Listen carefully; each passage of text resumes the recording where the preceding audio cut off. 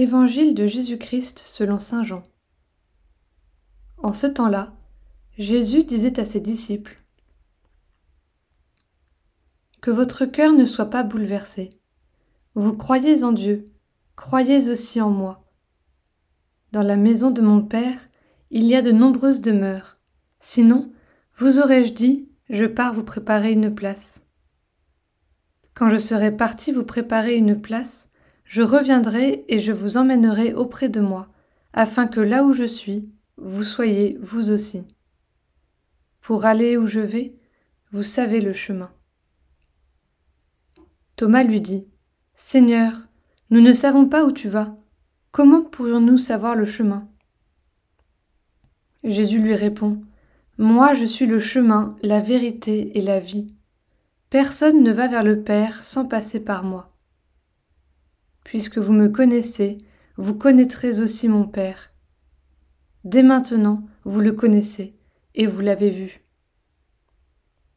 Philippe lui dit : « Seigneur, montre-nous le Père, cela nous suffit. » Jésus lui répond : « Il y a si longtemps que je suis avec vous, et tu ne me connais pas, Philippe. Celui qui m'a vu a vu le Père. Comment peux-tu dire : montre-nous le Père ? Tu ne crois donc pas que je suis dans le Père et que le Père est en moi ? Les paroles que je vous dis, je ne les dis pas de moi-même. Le Père qui demeure en moi fait ses propres œuvres.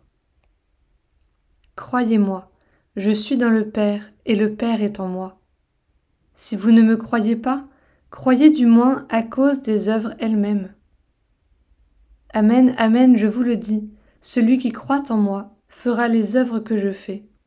Il en fera même de plus grandes, parce que je pars vers le Père. »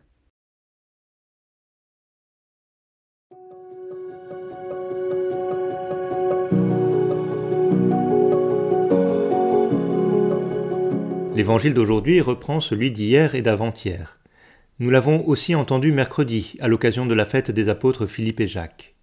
Cette répétition est l'occasion de revenir chaque fois plus profondément sur la richesse de ce chemin qui nous est offert. C'est en contemplant Jésus, qui est le chemin, la vérité et la vie, que nous progressons sur ce chemin d'intimité avec lui, que nous connaissons le Père et que nous le laissons agir en nous. Le temps pascal est par excellence le temps où nous pouvons approfondir cette contemplation de Jésus ressuscité, qui développe en nous cette connaissance profonde et nous fait œuvrer dans ce monde pour la construction du royaume de Dieu. Alors voyons aujourd'hui comment nous pouvons vivre cette contemplation de Jésus pour le connaître davantage et pour le laisser œuvrer en nous et par nous.